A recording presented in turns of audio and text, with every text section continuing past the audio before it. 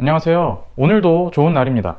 7월 들어서 중소형주 낙폭이 좀 있는 상황이죠. 이유야 찾자고 들면 오만 가지가 있겠지만 사후적인 해석은 별로 중요하지 않은 것 같고요. 이렇게 주식시장이 약간 흔들리게 되면 투자자 스타일별로 해야만 하는 대응법이 조금 다른 것 같습니다.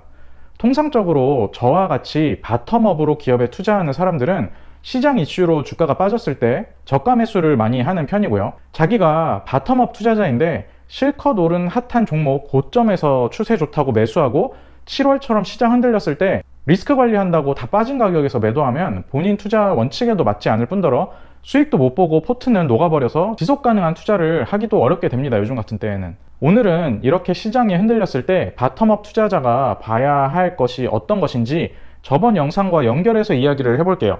저번 영상에서 기업과 동행하기 위한 조건으로 경쟁 우위, 진입장벽, 그리고 차별화 이런 것들에 대해서 이야기를 했는데요. 통상 경쟁 우위가 막강하고 진입장벽이 높게 쳐진 기업은 당연한 이야기지만 주식 가격이 별로 싸지 않습니다. 밸류가 낮지 않아요.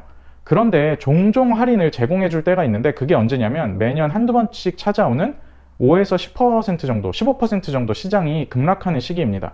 이때 적절히 매수하려면 시장 하락에 쫄지 않아야 하고 쫄지 않으려면 어느 정도 매수 후보에 대한 분석이 사전에 끝나 있어야 하거든요. 그럼 이런 기업을 사전에 분석할 때 어떤 부분을 봐야 하느냐, 우리가 진입장벽이나 경쟁 우위가 있다라고 정성적인 판단을 많이 하는데 그런 거 말고 진입장벽의 징후, 경쟁 우위의 증거가 어떤 것인지 알면 분석에 들이는 시간과 공을 많이 아낄 수 있거든요.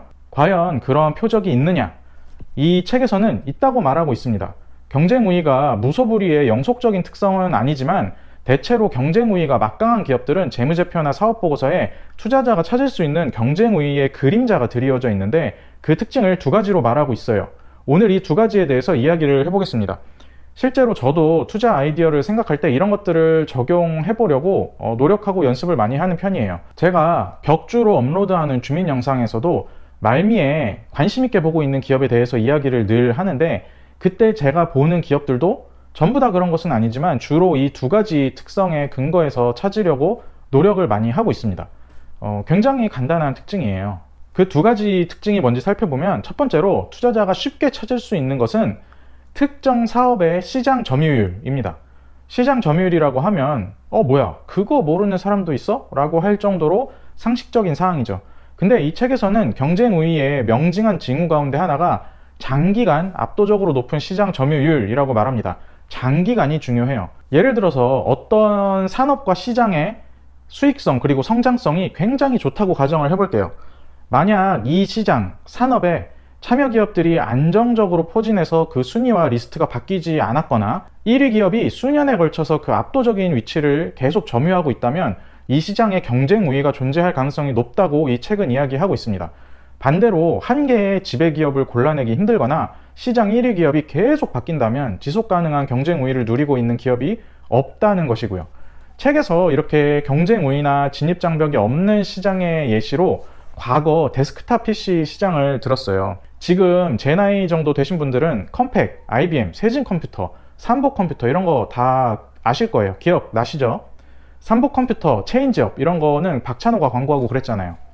이게 조립컴퓨터 회사들인데 이 기업들이 속한 컴퓨터 시장 자체는 그 당시에 엄청나게 빠르게 성장했습니다. 그런데 진입장벽이 거의 전무하다 보니 그야말로 경쟁의 소용돌이 그 자체였거든요.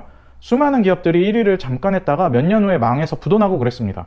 시장이 아무리 성장해도 진입장벽이 없다면 그 안에서 경쟁하는 기업들은 늘 후발주자의 위협에 노출되어 있고 평균 이상의 수익성을 올리기가 너무나 힘들어집니다. 따라서 시장 성장과 상관없이 투자자에게 그렇게 좋은 기회를 제공해주지 않아요. 반대로 컴퓨터 운영체제, OS라고 하죠. 이 시장도 컴퓨터 보급과 함께 급속히 성장했는데 이 시장에서는 시장 참여자 리스트가 그렇게 길지 않습니다. 1위는 늘 마이크로소프트 윈도우고 2위가 애플 운영체제, 그 외 정도 되죠. 이 기업들이 후발주자 시장 진입으로 지위가 위협받거나 시장 점유율을 급하게 잃거나 했던 시기는 찾아볼 수가 없어요. 마이크로소프트는 IBM이 데스크톱 PC 시장을 선도하던 극초기 시절 IBM 스스로 OS 자체 개발을 포기하고 외주 맡긴 회사였거든요. PC 시장이 급성장하면서 PC 메이커는 넘쳐 흘러 경쟁이 박 터지는데 그 회사들 모두 마이크로소프트가 만든 OS를 썼고, 이런 현상은 윈도우가 나오면서 결정적인 진입장벽이 완성되게 됩니다. IBM의 전략적 판단 미스를 마이크로소프트는 천재일우의 기회로 잘 활용을 했고, 이후 마이크로소프트의 OS는 소비자와 PC메이커 모두에게 전환 비용, 탐색 비용을 강제하면서 생산에 있어서도 압도적인 규모의 경제를 보유한 제품이 됐죠. 자, 그러면 장기 시장 점유율만 보면 다 끝나냐?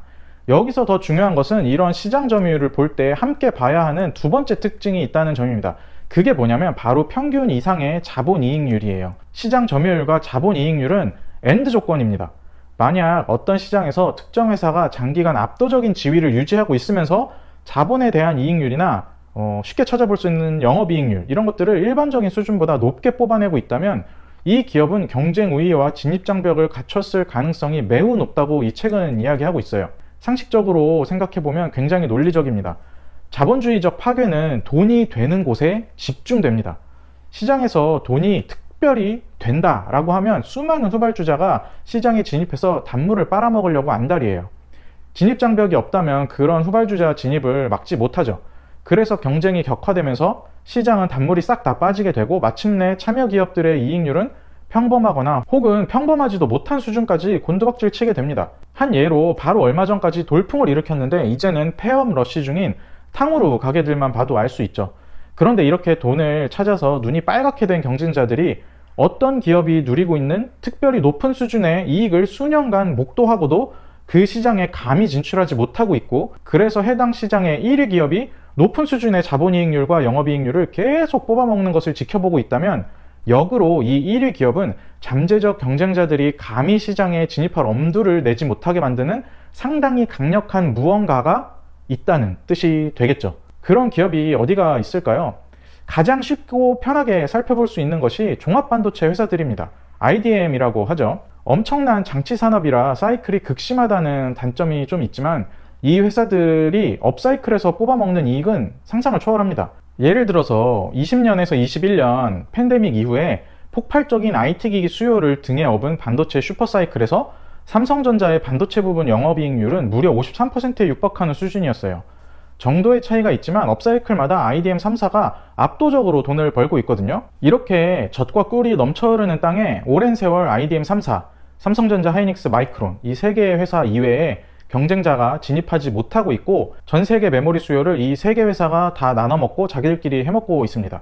제가 22년인가에도 영상을 올렸던 것 같은데, 우리나라에서 주가가 쌀 때 사면 과거에 필승이었던 섹터가 바로 반도체인 이유도 근본적으로는 IDM 3사가 막강한 진입장벽을 갖추고 있기 때문이고, 그러한 진입장벽의 명징한 징후가 바로 압도적인 점유율과 상상을 초월하는 이익률을 장기간 유지하고 있는 것이죠. 사실 정상적인 상황 하에서 이 3개사와 싸워서 후발주자가 이길 가능성은 거의 제로에 가깝습니다. 수율이라는 생산기술 면이나 규모의 경제를 따져봤을 때 후발주자는 메모리 산업에 진입한다면 제품 단위당 재앙에 가까운 고정비를 감당하며 경쟁해야 하거든요. 상위 3개사는 후발주자가 들어왔을 때 스스로 파산해서 퇴출되게끔 그냥 가격만 살짝 내려주면 됩니다. 시장 지배력에 따라 고정비가 희석되기 때문에 이런 시장에서 후발주자는 절대적으로 불리한 위치에 있게 돼요. 사실상 어떤 신규 기업이 차입이나 자체 자금으로 경쟁을 할 수가 없는 구조입니다. 그리고 지금 우리가 사는 세계에서는 정부가 대놓고 기업에 보조금을 주거나 일거리를 몰아주며 고정비를 메꾸게 밀어주는 행위를 금지하고 있어서 개별 기업 수준에서는 이런 경쟁 비용을 감당하기 어렵습니다. 근데 지금 중국이 그걸 하고 있죠. 미국이 중국 반도체 산업에 대해서 발작 반응을 일으키는 것도 중국이 이런 구도를 깨면서 산업을 키우고 자국 중심으로 시장 점유율을 올리려는 시도를 하고 있기 때문이라고 저는 생각을 하거든요. 그리고 조금 더 찾아보자면 아주 재미있는 예가 하나 더 있습니다. 제가 이거 기업을 추천드리는 게 아니고 그냥 재미있는 예시로 이야기를 하는 거예요. 주식을 매수하려면 기업 상태와 더불어서 주가에 대한 판단을 꼭 해야 되는데, 저는 지금 주가에 대한 것은 제외하고 이야기를 드리는 겁니다. 우리가 지금 그 스트리밍 플랫폼을 보면 비슷한 현상이 나타나고 있어요. 아프리카 TV와 유튜브에 대한 이야기입니다. 우리가 유튜브에 대해서는 워낙 많이 알고 있지만 아프리카 TV라고 하면 약간 짜치는 이미지라고 흔히 생각하잖아요. 역캠 별풍으로 먹고 사는 플랫폼, 엑셀 방송에서 돈 버는 회사라고 생각해서 이미지가 별로 좋지 않은데 생각보다 그렇지 않은 모습을 보여주고 있습니다. 국내 시장에서 스트리밍을 놓고 봤을 때 오랜 기간 시장에서 강자로 군림했었고, 얼마 전에는 경쟁에서 밀린 후발주자 트위치가 돈도 못 벌고 자기 스스로 한국 사업을 철수해버렸어요. 그에 반해 아프리카TV의 아로이는 오랜 기간 굉장히 압도적인 모습을 쭉 보여줍니다. 기업이 돈을 벌어서 자본이 쌓이면 그게 중력이 되어서 아로이가 높게 유지되기 어려운데 이 회사는 그걸 하고 있고, 외형 또한 역성장이 별로 없었고 이익 또한 성장 추세가 유지되고 있어요. 특별히 높은 이익률을 오랜 기간 유지하고 심지어 이익률이 개선되고 있는데, 시장의 후발주자가 오히려 시장에서 이탈하고 있는 것을 보면 이 회사는 그냥 우리가 쉽게 생각했던 편견이 틀렸을 수도 있겠구나, 뭔가 진입장벽이나 경쟁 우위를 보유하고 있는 것은 아닐까라고 한번 그냥 생각해 보면서 공부해 볼 만하죠. 정리하자면 이런 명징한 두 가지 징후로부터 시작한다면 경쟁 우위를 갖고 있는 회사에 더 쉽게 다가갈 수 있다고 저는 생각을 합니다. 오랜 기간 압도적인 시장 점유율과 통상적인 수준을 벗어나는 높은 이익률의 조합, 이것이요. 이런 기업의 경우 단순히 멀티플이 시장 평균을 초과한다고 해서 그냥 비싸다고 치워버릴 것이 아니고, 이런 기업의 진입장벽을 감안해서 생각하는 게 필요한 것 같아요. 압도적인 기업들은 시장이 붕괴될 때를 제외하고는 헐값에 거래되지 않거든요. 지금 시장이 좀 흔들리고 있는데 이런 특징을 갖는 기업들을 미리 찾아서 리스트업을 해놨다면 매수할 현금 흐름이 있거나 보유 현금이 있는 사람에게는 시장 하락은 기회가 될 수도 있겠죠. 좋은 기회가 될 수도 있겠죠. 저도 평소에 이런 기업들을 리스트업하고 관심을 갖고 있으려고 노력을 많이 하고 있습니다. 하반기가 되면 국장은 금투세 문제 등으로 유독 늘 약한 모습을 좀 몇 년째 보이고 있는데, 강력한 기업에 좋은 기회가 열릴 수도 있으니까 늘 미리 살펴보는 준비 습관을 기르면 좋겠죠. 오늘 제가 드릴 말씀은 여기까지였고요. 다들 한번 기업들 찾아보면서 파이팅 하셨으면 좋겠습니다. 네, 감사합니다.